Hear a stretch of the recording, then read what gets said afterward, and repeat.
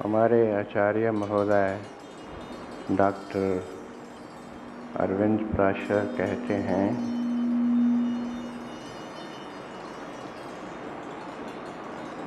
कि सतगुरु के मुख से, सतगुरु के कंठ से ब्रह्म वचन होगा, वो सुनो।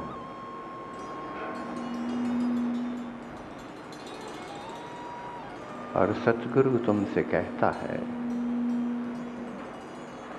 कि जो भी वचन तुम सुन रहे हो वो ब्रह्म वचन है।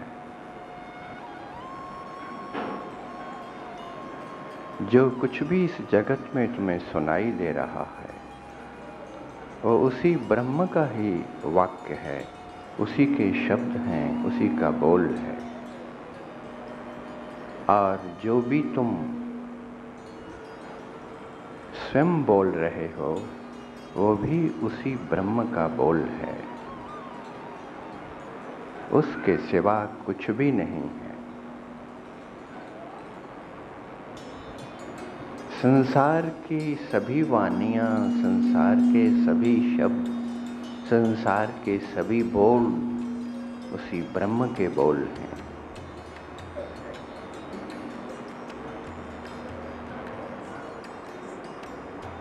और अगर तुम उसको सुनना चाहते हो तो मैं तुमसे कहूँगा कि तुम अपने बोल बंद करो तो तुम्हें वो सुनाई देता है। तुम अपना बोलना बंद करो तो परमात्मा सुनने लगता है। तो परमात्मा का सुनना होता है, तुम उसे सुन सकते हो। अगर परमात्मा की आवाज़ को सुनना चाहते हो तो अपने बोल बंद करो। जब तुम्हारा बोलना बंद हो जाता है तो फिर परमात्मा की वाणी सुनाई देती है, फिर वो बोलने लगता है।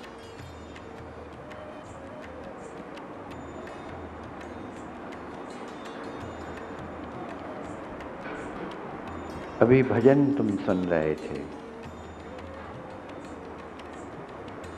और भजन में गाया है कि मन की तरंग को दबा दो और जो बुरी आदतें हैं उनको हटा दो, उनको मिटा दो, तो भजन हो गया। मन की तरंग को मिटाओगे तो भजन हो जाएगा उस परमात्मा का। और मैं तुमसे कहता हूँ कि मन की तरंग को मिटाने के चक्कर में मत पड़ना। मन की तरंग मिटाए नहीं मिटती है। मन की तरंग है क्या? मन की तरंग है तुम्हारे विचार, तुम्हारी फुर्नाएं, तुम्हारे अंदर जो ऊहापोह चल रहा है, तुम्हारे भीतर का जो ट्रैफिक है, जो हलचल तुम्हारे अंदर है, जो कोलाहल तुम्हारे भीतर समाया हुआ है, वो हैं तरंगें उस मन की। वो जो शोर अंदर है, वो जो बाजार तुम्हारे भीतर चल रहा है, जो बंद ही नहीं कभी होता, उसके बंद होने का समय ही नहीं। बाहर के बाजारों के तो खुलने का और बंद होने का समय है। तुम्हारे भीतर का बाजार खुला है तो सदा से खुला है और खुला ही रहता है। वो है तुम्हारे मन की तरंगें। वो कुछ भी नहीं है, वो वही है जो तुम बाहर जगत में अनुभव करते हो। इंसान की इंद्रियां सब बाहर हैं। जितनी भी इंद्रियां तुम्हें परमात्मा ने दी हैं वो सारी बहिर्गामी हैं, बहिर्मुखी हैं, वो बाहर जाती हैं। कोई भी इंद्री भीतर नहीं जाती। इसलिए इंसान का, मनुष्य का इस धरती पर जो अनुभव है वो सारा बाहर बाहर का है। वो सारा बाहर का अनुभव है। और वो जो बाहर का अनुभव है उसी की छाया भीतर समाई रहती है। उसको हमने तरंगें कहा है, उसको हमने विचार कहा है। विचार कुछ भी नहीं, एक वो क्रिया है जो तुम्हारा मन करता रहता है, और वो क्रिया पैदा होती है तुम्हारे बाहर के अनुभवों के कारण।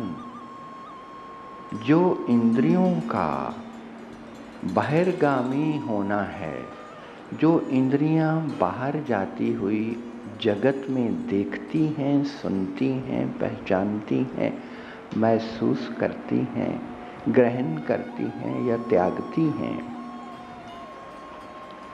या उनके साथ किसी प्रकार का भी अच्छा या बुरा व्यवहार करती हैं, शुभ या अशुभ, वही झलकता है तुम्हारे भीतर विचार बन के। उसी का प्रतिबिंब भीतर पड़ता है, उसी की ध्वनि और प्रतिध्वनि भीतर उमंगें लेती है, उठती है, बैठती है तरंगों की तरह। भीतर ही सब कुछ समाया हुआ है। तो बाहर का बंद भी हो जाता है तो भीतर का चलता रहता है। उसी को हमने कहा है मन की तरंगें, मन के विचार। और जब भी मैं तुम्हें कहता हूं कि भीतर चलो, ध्यान की क्रिया करवाई जाती है, ध्यान की विधि दी जाती है, ध्यान दिया जाता है, तुम्हें भीतर देखना है, भीतर जाना है, तो तुम जा नहीं पाते। वही विचार, वही तरंगें दीवार बन के खड़ी हैं, वही तुम्हारा रास्ता रोके हैं। हर आदमी आके कहता है, हर साधक जो साधना में लगा है उसका एक ही दुख है कि विचार नहीं छोड़ते। हम बैठते हैं तो मन भटकता है, तो मन बाहर जाता है। जो सदा से बाहर है वो बाहर की ही छाया लेकर के अंदर बैठा है, बाहर का ही भीतर फैलाव है, उसी में वो आच्छादित है। इसलिए जो ही तुम कोशिश करते हो भीतर जाने की तो विचार उठते हैं, उठे ही हुए हैं, वो रुकते ही नहीं कभी। लेकिन जब तुम बाहर से शांत होने लगते हो तो भीतर मुखरित हो जाता है, और मुखरित होता है। वो पहले भी था, लेकिन बाहर के प्रलोभनों ने, बाहर के आकर्षणों ने, बाहर की बातों ने, बाहर के होने ने उसको इतना गहरे में महसूस करने का समय नहीं दिया जो भीतर चल रहा है। क्योंकि सब बाहर है तो भीतर से तुम एक प्रकार से अनभिज्ञ रहते हो। पता है विचार चल रहे हैं, साथ ही साथ चल रहे हैं, साथ ही साथ बाहर हो, साथ ही साथ तुम भीतर हो। लेकिन जब बाहर से शांत होते हो तो भीतर मुखरित होने लगता है और वो सताता है, वो और अधिक प्रचंड रूप ले लेता है और तुम विचारों के बादलों में घिरे रहते हो। तुम्हें कुछ दर्शन नहीं होते, कुछ दिखाई नहीं देता, किसी का पता नहीं लगता, ना निज स्वरूप का, ना परमात्मा का, ना सत्य का, कुछ पता नहीं लगता है। और तुम भजन गाते हो, कि मन की तरंगों को बंद करो, मन की तरंगों को दबाओ। जितना तुम दबाओगे उनको, उतना ही वो ऊपर उठेंगी, उतना ही वो तुम्हें सताएंगी। जितने विचारों को तुम बाहर फेंकने की कोशिश करते हो, वो बार बार आएंगे, वो बार बार आएंगे। ये नियम अटल है। जिसको भी तुम दुत्कारते हो, जिसको भी तुम फटकारते हो, जिसको भी तुम धक्का दे के बाहर निकालते हो, वो बार बार आएगा, वो बार बार आएगा। इस नियम को कभी मत भूलना।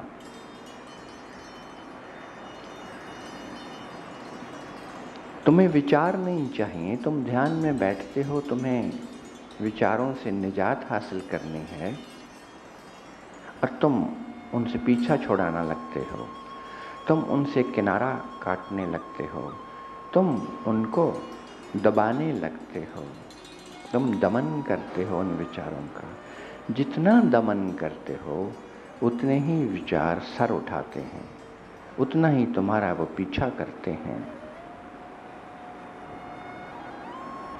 ये आम तुमने अनुभव किया होगा। हर इंसान के जीवन का ये मूल अनुभव है, लेकिन समझ में नहीं आता है। तुम सोचते हो कि जिसको हम हटाएंगे वो हट जाएगा। नहीं, जिसको हटाएंगे वो तुम्हें पकड़ेगा और गहरे में पकड़ेगा। जो जिससे जितना भागता है वो चीज उतना ही उसका पीछा करती है।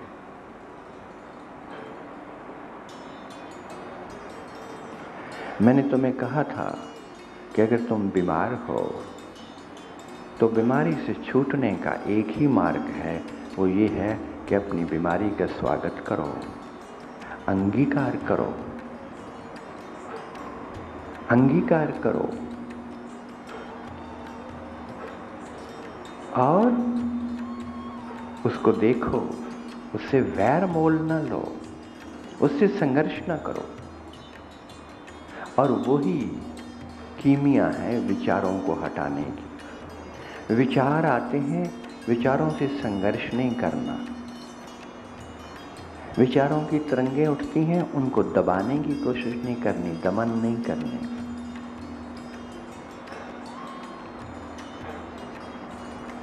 उनको स्वीकार करो। ठीक है, विचार आ रहे हैं, तुम्हारे ही विचार हैं, तुम्ही ने निर्मित किए हैं, तुम्ही ने निर्मित किए हैं, तुम्ही उनके निर्माता हो, तुम्ही ने बनाए हैं वो, और हर पल तुम उनको बना रहे हो।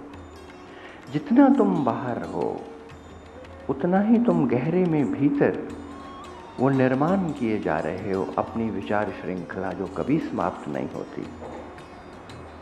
इसलिए उनसे संघर्ष कैसा, उनसे लड़ाई कैसी? तुम अपने आप से ही लड़ रहे हो, कोई दूसरा नहीं है। अब तुम खड़े हो और अपने आप से ही लड़ाई करने लगो तो इससे बड़ा पागलपन क्या होगा? तुम कभी जीत ना पाओगे, तुम कभी नहीं विजयी हो सकते, हमेशा हारोगे। इसीलिए विचारों के हाथों हर इंसान हारता है। विचार रुकते नहीं, विचार थमते नहीं। तुम विचार शून्य हो नहीं पाते, निर्विचार हो नहीं पाते। तुम उन्हीं से लड़ाई कर रहे हो। किन से? अपनों से, अपने से, जिस जाले का तुमने निर्माण किया है, जो तुमने खुद बुना है अपने ही हाथों से, ये जंजाल, उसी से झगड़ा मोल ले लिया है, उसी से लड़ाई कर रहे हो। वो कैसे जाएगा? तुम विक्षिप्त हो जाओगे, तुम और विक्षिप्त हो जाओगे और भर जाओगे संघर्ष से, और भर जाओगे तनाव से। तनाव बढ़ जाएगा। जो भी संघर्ष करेगा उसके जीवन में तनाव होगा, और तनाव में तुम्हारा ध्यान नहीं लग सकता। जहां तनाव है वहां ध्यान कैसा? जहां संघर्ष है वहां ध्यान कैसा? तुम तो विचारों से लड़ रहे हो, ध्यान में कौन उतरेगा?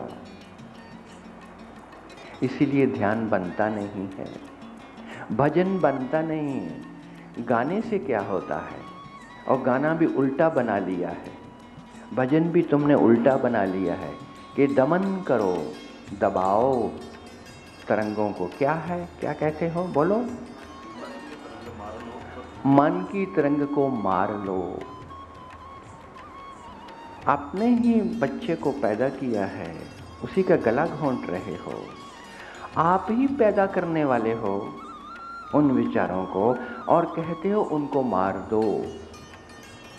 कष्ट तुम्हें ही होगा, अपने को ही मार करके कष्ट तुम्हें ही होगा। तनाव बढ़ेगा, झंझावात और उठेंगे, संघर्ष और बढ़ेगा।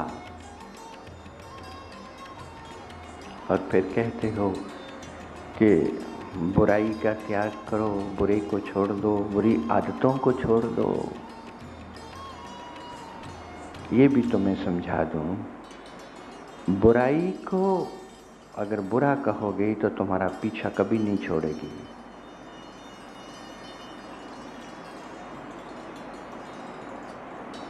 बुरा जिसको कहते हो, जिस विचार को भी तुमने कहा ये अशुभ विचार है, वो विचार भी तुम्हें नहीं छोड़ेगा।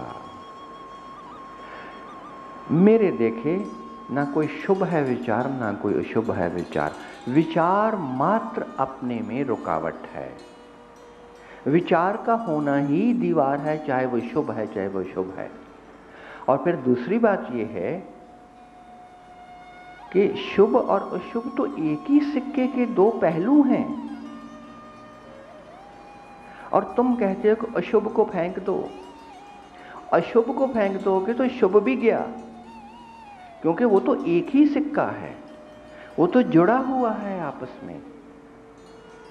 तुम कैसे अलग करोगे? कुछ भी जगत में ना शुभ है ना अशुभ है, सब है, सब विद्यमान है और सब दिव्य है और सब उत्तम है, श्रेष्ठ है। सब उस परमात्मा का बनाया हुआ है, उसी ने दिया है। मत कहो कि बुरी आदतें फेंको। जितनी बुरी आदतों का तुम विचार करोगे, जितना उनके बारे में सोचोगे, उतनी ही बुरी आदतें गहरे में उतर जाएंगी, तुम्हारी जड़ों में उतर जाएंगी, वो तुम छोड़ नहीं पाओगे।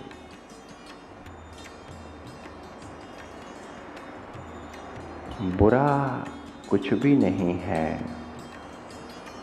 तुम्हारा चलन बुरा है, तुमने तरीका गलत अपनाया है। तुम्हारा जो ढंग है जीने का, वहीं कहीं भूल हो रही है। तुम चाहे शुभ विचार हैं चाहे अशुभ विचार हैं, चाहे बुरा है चाहे अच्छा है, तुम पहली बात है उसका स्वागत करो, उसको अंगीकार करो और उसको देखो। तुम्हारे अंदर से आई ना। बुरी आदत कहाँ है? तुम्हारे भीतर कहीं बीज होगा। तुम्हारे अंदर एक बुरी आदत है, एक इल्लत है, एक ऐसा व्यवहार है जिसको बुरा कहते हैं। तो वो जो है बुराई, वो आई कहाँ से है? कहीं तो उसका बीज होगा भीतर, कहीं तो उसकी जड़ें होंगी, कहीं तो उसका उद्गम होगा। वो स्रोत कहाँ है, वो उद्गम कहाँ है, उसका कभी ख्याल नहीं किया। तो भीतर देखो, विचार उठा है, विचार को देखो। पहली बात है विचार का स्वागत करो, आया है कोई बात नहीं। न संघर्ष करना है, न दमन करना है, न बाहर फेंकना है, कुछ नहीं करना, केवल उसका स्वागत करना, उसको स्वीकार करना और उसको देखो, गहरी दृष्टि से देखो। देखो, देखने मात्र से विचार तिरोहित हो जाता है, विचार रहता नहीं। क्योंकि जब तुम देखने लगे विचार को कि विचार कहाँ है, कहाँ से आ रहा है, तो तुम अपने उद्गम पर पहुंच गए, तो तुम अपने स्रोत पे पहुंच गए। तुम्हारा बाहर का सब मिट गया, तुम्हारी बाहर जाती हुई इंद्रियां सब समाप्त हो गई। जो ही वो समाप्त होती हैं तुम निर्विचार हो गए, तुम निर्विचारिता में छलांग भर गए। जो ही तुम भीतर मुड़े, दृष्टि अपनी ओर गई, अपने उद्गम की ओर गई, बाहर जाती हुई सारी इंद्रियां, सारी शक्तियां भीतर की ओर मुड़ गईं और तुम अपने बिंदु पे आ गए, अपने केंद्र पर आ गए। तो वहां कुछ भी नहीं है, वहां विशुद्ध स्वरूप है। तुम पहुंच ही गए मंजिल पर, बिना ध्यान किए, बिना समाधि लगाए। ये छोटा सा एक प्रयोग करो। ये हमेशा हर रोज बैठ करके, तुम्हारे विचार आए हैं, विचार आ रहे हैं, चल रहे हैं, तुम आंखें बंद कर लो, कान बंद कर लो। सब कुछ जो बाहर जा रहा है तुम्हारा इंद्रियों के द्वारा, उनको बंद कर लो, समेट लो अपने आप को और सारा ध्यान उस विचार पर लगाओ। विचार को देखो। मैंने तुमसे अभी कहा कि कोई भी इंद्रिय भीतर नहीं जाती है, सब इंद्रियां बाहर जाती हैं।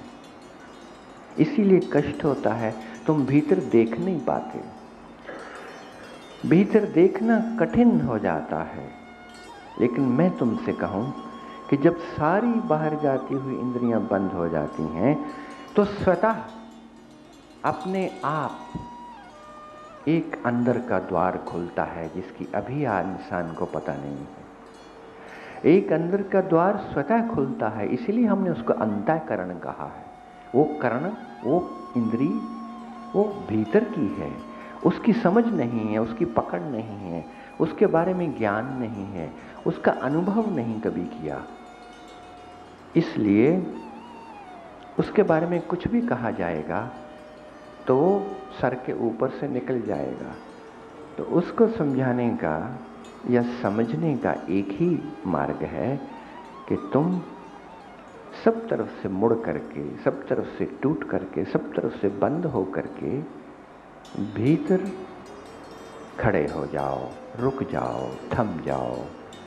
ध्यान भीतर चला जाए तो भीतर का द्वार सपाट खुल जाता है। अपने आप खुल जाता है और वो खुलते ही एक ऐसा प्रदेश मिल जाता है जो निर्विचारिता का प्रदेश है, जहाँ कोई तरंग नहीं है। वहाँ तुम निस्पंद हो, निस्तरंग हो।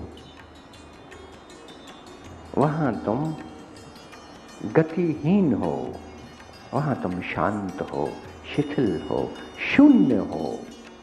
वहाँ तुम शून्य हो। और जहाँ तुम शून्य हो, जहाँ तुम रिक्त हो, खाली हो, बिल्कुल खाली हो, वहाँ परमात्मा बैठा मिलता है। जिस समय तुमने अपने आप को शून्य कर लिया, उसी समय तुम्हारे हृदय के केंद्र में परमात्मा विराजमान हो जाते हैं। तुम्हारे सिंहासन में, उस सिंहासन पर भीतर परमात्मा विराजमान मिलते हैं तुम्हें।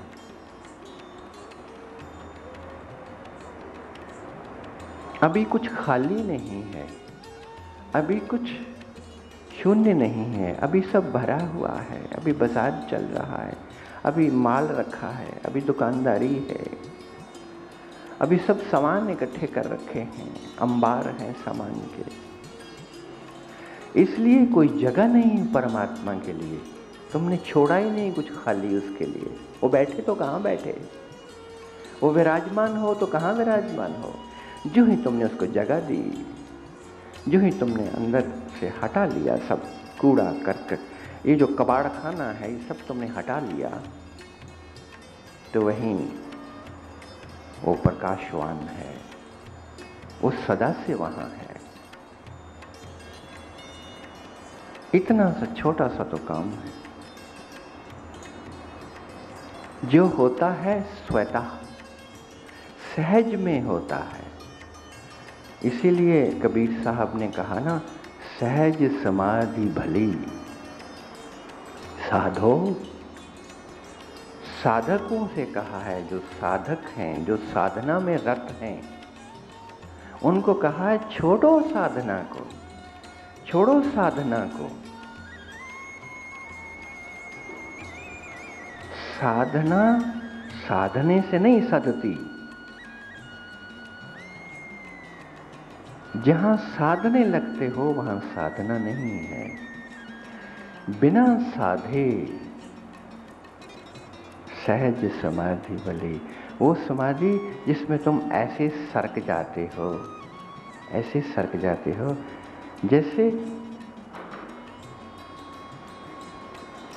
कोई सांप अपनी बिल में सरक जाता है, अपने घर पहुंच जाता है, पता भी नहीं लगता, आवाज भी नहीं होती, ऐसे ही सरक जाता है।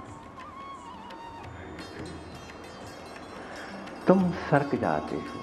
जैसे तुम पानी में तुम्हें कोई गिरा दे तो तुम उसके तह तक चुपचाप चले जाते हो, गिर जाते हो, कोई रुकावट नहीं, पानी रास्ता दे देता है, तुम डूब ही जाते हो, कोई रुकावट नहीं। वैसे ही तुम समाधि के केंद्र पर अपने आप को तुरंत विराजमान पाते हो जब तुम कुछ नहीं करते हो, जब सब सहज में है। लोग मुझसे पूछते हैं, तो महाराज जी क्या पतंजलि गलत हैं? पतंजलि योग असहज योग है। यम नियम आसन प्राणायाम प्रत्याहार धारणा ध्यान समाधि, वो सब अष्टांग योग, वो सीढ़ियां चढ़नी हैं, प्रयत्न है, प्रयास है। वहां पर तुम्हें कुछ करना है, वहां कुछ करना है, वहां कुछ साधना है, वहां अभ्यास है, अभ्यास है। और अभ्यास से पतंजलि ऋषि ने कहा कि अभ्यास से पहुंचोगे। साधना करो, तपश्चर्या करो, तपश्चर्या से गुजरोगे तो पहुंचोगे, तो वो समाधि लगेगी जिसको उन्होंने सविकल्प समाधि कहा है, वो समाधि लगेगी। मैं तुमसे कहता हूं कि जो सच्ची समाधि है, निर्विकल्प समाधि कह लो उसको, वो जो समाधि है वो तभी लगेगी जब सब प्रयत्न तुम्हारे समाप्त हो जाएंगे, जब सब साधनाएं छूट जाएंगी, जब सब सिमरन भजन कीर्तन गायन नाम जाप सब पीछे रह जाएंगे। जब तक भजन और जाप है तब तक समाधि नहीं है। जब तक तुम कुछ साध रहे हो, तुम तपा रहे हो अपने आप को, तब तक क्रिया है। और जहां क्रिया है वहां तुम समाधिष्ठ नहीं हो सकते। तो मैं उनसे कहता हूं कि पतंजलि गलत नहीं है। इंसान टेढ़ा है, इंसान को तपाना है, इंसान को भी तपश्चर्या से गुजारना है। ये सोना खरा नहीं है आदमी का, वो गंदगी से भरा हुआ है, उसमें कूड़ा करकट है, तो उसको भट्टी में डालना होगा, उसको तपाना होगा, उसको क्रियाएं देनी होगी, वो निखरेगा निखरेगा। जब वो निखरेगा तब वो इस काबिल है कि उससे कुछ बन सके, उसको कोई आकार दिया जा सके, उसको कोई रूप दिया जा सके, उसके गहने बन सकें, उसके जेवर बन सकें, वो किसी की सजावट बन सके, वो संसार में सुंदरता फैला सके। उससे पहले उसको गलाना पड़ेगा, सड़ाना पड़ेगा। तो उन्होंने गलत नहीं कहा, ठीक ही कहा है, लेकिन उससे पहुंचना नहीं होता है, वो मार्ग है। उस पे चला जा सकता है। मंजिल तब मिलेगी जब सब चलना छूट जाता है, जब मार्ग भी समाप्त हो जाता है, जब सब कुछ छूट जाता है, जब कुछ नहीं रहता है, तब मंजिल मिलती है। क्योंकि कुछ भी करना रुकावट है। रुकावट इसलिए है कि परमात्मा इतना छोटा नहीं है कि तुम्हारे उस करने में आ जाता है। वो तो असीम है। जो तुम कर रहे हो वो छोटा है। एक आदमी राम राम राम राम जप रहा है, इसका मतलब है सिर्फ राम ही परमात्मा है और नहीं है। परमात्मा को इतना अदना कर दिया, इतना न्यून कर दिया, न्यूनतम कर दिया, इतना छोटा कर दिया। परमात्मा में तो अनगिनत नाम हैं। जैसे गुरु नानक देव जी महाराज ने कहा ना, असंख्य नाम। अरे अगर वो राम में ही है तो रावण में कौन है? मेरे देखे राम और रावण दोनों में परमात्मा बराबर है, एक जैसा है। जिसने रावण को दुत्कारा और राम को पकड़ लिया वो पहुंच नहीं पाएगा। जिसने कृष्ण को छोड़ दिया और राम को पकड़ लिया वो भी नहीं पहुंच पाएगा। जिसने राधा स्वामी को पकड़ लिया और बाकी सारे जो तुम्हारे सनातन धर्म के नाम हैं दिए हुए परमात्मा को वो छोड़ दिए, वो नहीं पहुंच पाएगा। उसका पहुंचना दुश्वर ही नहीं असंभव है। क्योंकि उसने सीमा बना दी, उसने लाइन लगा दी कि बस यहां तक, इसके आगे नहीं। और उस असीम, उस अनंत, उस अलख, अगम, अनामी, अगोचर को उसने बांध के रख दिया मुट्ठी में। यह भी अहंकार है। मैं राम का उपासक, मैं कृष्ण का उपासक, मैं शिव की पूजा करता हूं, शिव ही सब कुछ है। और उसके सामने कभी कोई हनुमान जी की बात करे तो उसको कड़वी लगती है। क्योंकि हनुमान में परमात्मा नहीं है, शिव में है। उसके लिए बस यही भूल हो गई, यही भूल हो गई।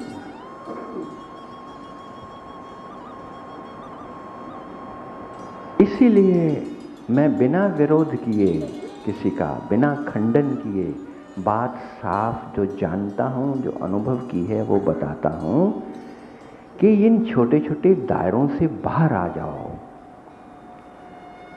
जो राधा स्वामी मत के कट्टरपंथी हैं और दूसरे को देख भी नहीं सकते, वो कलंक हैं जगत में। अध्यात्म पर वो काला धब्बा है। तुमने मंदिर बना लिया और तुम कहते हो कि बस इसी मंदिर में वास करता है। तुमने परम दयाल जो परम सत्ता था उसको तुमने इस छोटी सी ये जो समाधि है इसमें बांध लिया। अब परम दयाल कहीं और नहीं हो सकता। परम दयाल जहाँ उनके फूल जहाँ तुमने दबा के रखे हैं नीचे धरती पर, वहीं मत्था टेकोगे तो तुम्हारा कल्याण है, नहीं तो कोई कल्याण नहीं है। ये लोग नुकसान पहुंचा रहे हैं परम दयाल की सत्ता को। ये लोग परम दयाल के विरोधी हैं। परम दयाल तो वो सर्वव्यापक, वो अनंत, वो असीम सत्ता है, परम सत्ता है, जो कण कण में है, जो हर जगह है, हर स्थान पर है। उसको छोटा मत करो, छोटा मत बनाओ। वो तुम्हारी फोटो में निर्मित नहीं है, उसका विस्तार अनंत है। और अगर यहां मंदिर है तो वहां क्या है? अगर यहां मस्जिद है, अगर यहां गुरुद्वारा है, तो गुरुद्वारे के बाहर कौन है? कि वो वाहेगुरु गुरुद्वारे के अंदर ही है। और उसके बाहर नहीं है। सबसे बड़ा नुकसान किया तुमने अपना ही, और अपने धर्म का, जिसको तुम धर्म कहते हो। ये धार्मिकता नहीं है, ये अधार्मिकता है। धार्मिकता तो है कि सड़क पर भी, सड़क के अंदर भी, गुरुद्वारे में भी, गुरुद्वारे के बाहर भी, गुरुद्वारे के पीछे से जो गंदा नाला बहता है उसमें भी वही वाहेगुरु है, वही परमात्मा है। जिसने ऐसा देखा उसी ने ठीक देखा, जिसने ऐसा अनुभव किया उसी ने ठीक अनुभव किया। इसलिए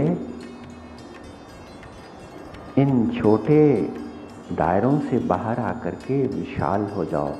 मैं तुम्हें मुक्त करने आया हूं। मैं तुम्हें सारे जात पात संप्रदायों से, छोटे छोटे धर्म की परिभाषाओं से बाहर निकालने आया हूं, क्योंकि ये काम न देंगे, ये काम न देंगे। ये तुम्हारे अहंकार को पुष्ट करने के लिए हैं, ये तुम्हारे अपनी अहमता को बड़ा करने के लिए हैं। इनसे परमात्मा का कोई लेना देना नहीं है। परमात्मा जो विराटतम से विराटतम है, जिसका ब्रह्मांड बनाया हुआ, उस परमात्मा का अपना बनाया हुआ ब्रह्मांड जो समाप्त नहीं होता, जिसका कोई अंत नहीं है, वो खुद कितना अनंत है उसकी भी कोई व्याख्या नहीं है। और उसको तुमने छोटे छोटे छोटे छोटे मूर्तियों में, पत्थरों में, पुस्तकों में बंद करके, जोड़ करके, बांध करके पाश में डाल दिया, और फिर मुक्त होना चाहते हो। परमात्मा को पाश में डालते हो और स्वयं मुक्त होना चाहते हो।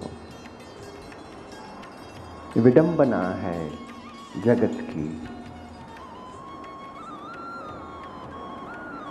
तो सहज में, इसीलिए कबीर साहब का बड़ा मूल्य है जगत में। लोगों ने समझा नहीं उनको। वो बहुत सहज की बात करते हैं। मैंने सुना है इसी मंदिर में, इसी स्टेज पर बैठ करके अपने ही गुरुओं से मैंने सुना है कि कबीर साहब ने बंद रखा ज्ञान को, कि कबीर साहब ने ज्ञान खोला नहीं, जो उन्होंने पाया वो बताया नहीं। उन्होंने रहस्य को रहस्य ही रहने दिया, उसको प्रकट नहीं किया। और उसके लिए उदाहरण दिया जाता है धर्मदास का। धर्मदास तो है लाख दोहाई, सार भेद बाहर नहीं जाई। जितनी भी टीकाएं, परिभाषाएं और इसके ऊपर व्याख्याएं हुई हैं, सब गलत हैं। कबीर साहब जैसी चेतना ऐसा नहीं कर सकती। पहले तो मैं समझता हूं कि यह कबीर का वाक्य ही नहीं है, ऐसे ही जोड़ दिया गया है। दूसरा, अगर उन्होंने ऐसा कहा भी है तो उसका अर्थ ही अलग है। जो भी यात्री हैं, जो भी साधक हैं इस मार्ग के, उनको सतगुरु ये हदायत देता है कि अपनी उपलब्धियों का जिक्र मत करना, अपनी उपलब्धियों का बखान मत करना। जो सार भेद तुम्हें मिला है, ये जो मिल रहा है, इसकी चर्चाएं मत करना, क्योंकि उससे तुम्हारा अहंकार निर्मित होगा। और दूसरी बात ये है कि उन चर्चाओं को जब तुम करोगे तो दूसरा जो सुन रहा है उनको वो समझेगा नहीं। तुम भैंस के आगे बीन बजाओगे तो कौन समझेगा? सिर्फ सतगुरु के आगे कह सकते हो। ये आदेश देता है सतगुरु हमेशा तुम्हें नामदान देते हुए कि तुम्हें नामदान दिया है तो जो भी तुम्हारी उपलब्धियां हों उनको गुप्त रखना।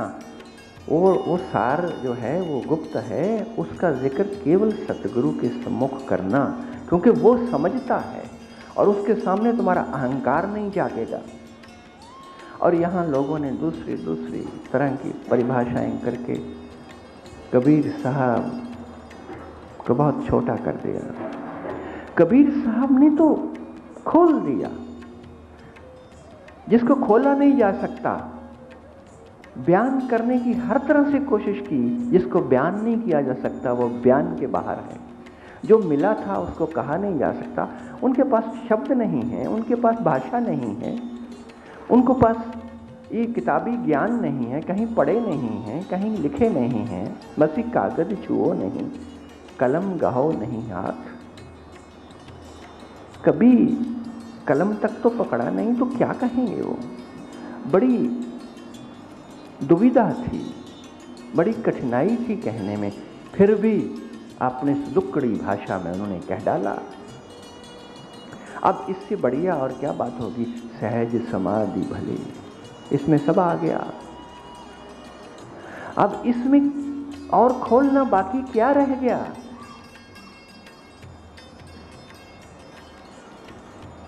उन्होंने सबको नकार दिया, एक सहज योग दिया कि समाधि करने से नहीं होगी, ना करने से होगी, सहज में आएगी। और मैं तुमसे कहूं, तुम करना छोड़ करके ना करना पकड़ो। करने से जो नहीं होता है वो ना करने से हो जाता है। ना करने का अर्थ है समर्पण। ना करने का अर्थ है कि तुमने सब उस पे डाल दिया, कि करने वाला तो वो है, तुम करने वाले कैसे बने हुए हो। मैंने देखा संतों का भी अहंकार मरता नहीं है, मरते मरते भी रह जाता है, बड़े बड़े संतों का, क्योंकि करना अभी हो रहा है, करना अभी जारी है। और जहां करना है, जहां करता है, वहां अहंकारी पुरुष है, वहां अहंकार विद्यमान है, वहां परमात्मा नहीं हो सकता। जहां करना सब छूट जाता है, वहां परमात्मा की पग ध्वनि सुनाई देनी पड़ती है।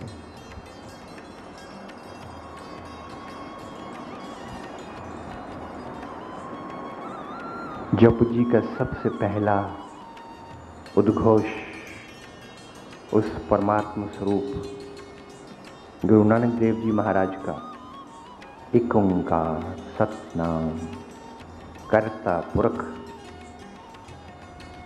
बात समाप्त हो गई। कर्ता पुरख तुम नहीं हो, कर्ता पुरख, कर्ता पुरख वो है।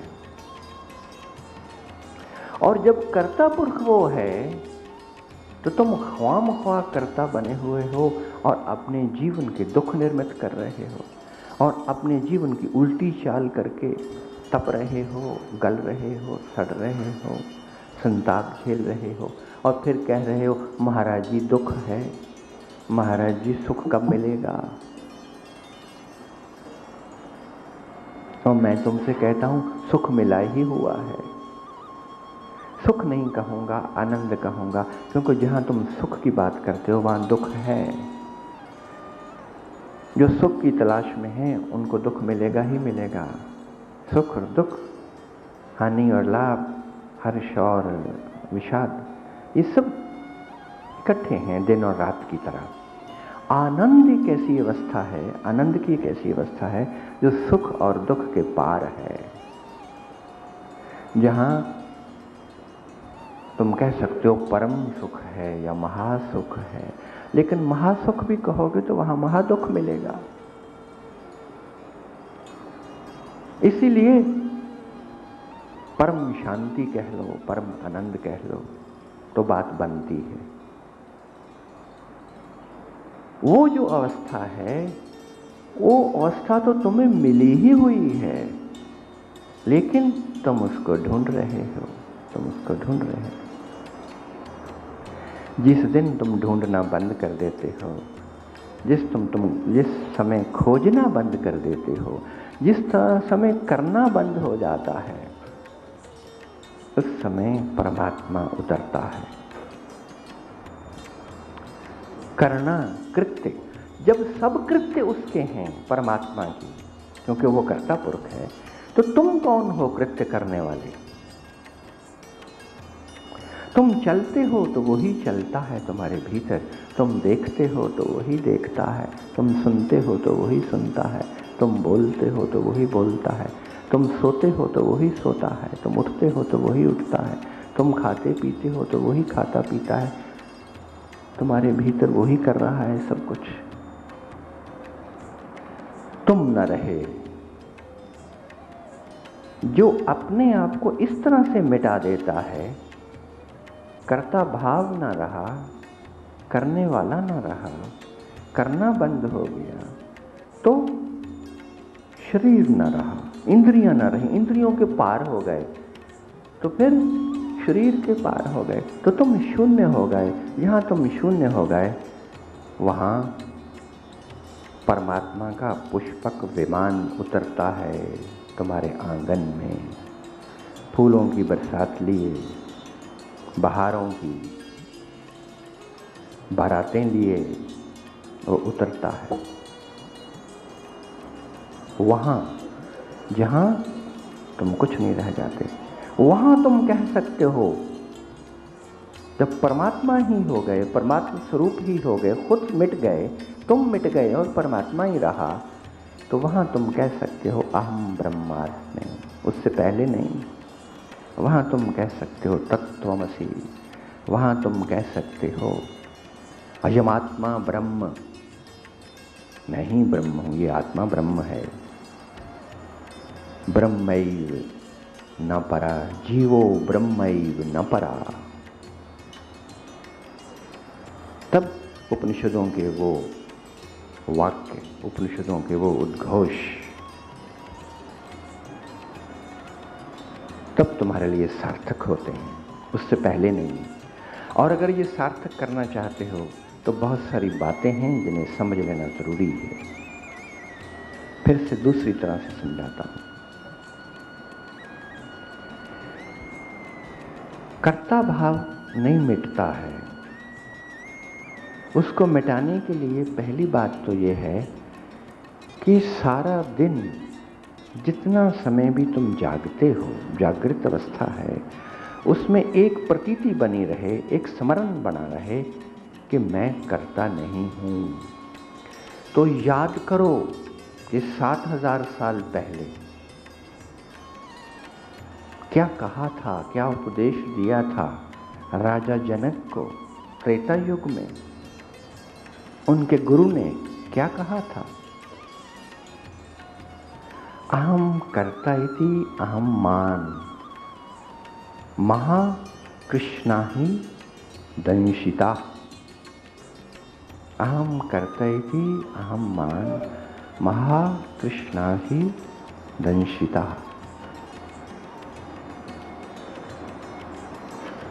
ना अहम कर्ता इति विश्वास अमृतम पीतवा सुखी भव। मैं करता हूं ये मान करके तुम उन नागों से, उन फनीर नागों से डसे मत जाना। जो ये कहता है कि मैं करता हूं, उसको सांप डसते हैं, ये संसार रूपी दुख सताते हैं। वो कोबरा, जो कोबरा है, वो फनीर सांप उनको डसते हैं, काले नाग उनके आसपास उनको सताते हैं, उनको मारते हैं, तिल तिल करके मारते हैं। जहर संसार के दुखों को तुम्हारी नसों में दौड़ने लगता है अगर तुम अपने आप को कर्ता समझो तो। अहम कर्ता इति अहम मान, महाकृष्णा ही दंशिता। ना हम करता इति, ये समझ करके कि मैं करता नहीं हूं, करने वाला मैं नहीं हूं, इस विश्वास को भीतर जमा करके इस अमृत को पियो और सुखी हो जाओ। ये अमृत है। अकर्ता भाव अमृत है, और उस अमृत को चखते ही तुम परम सुख और परम आनंद में झूमने लगे।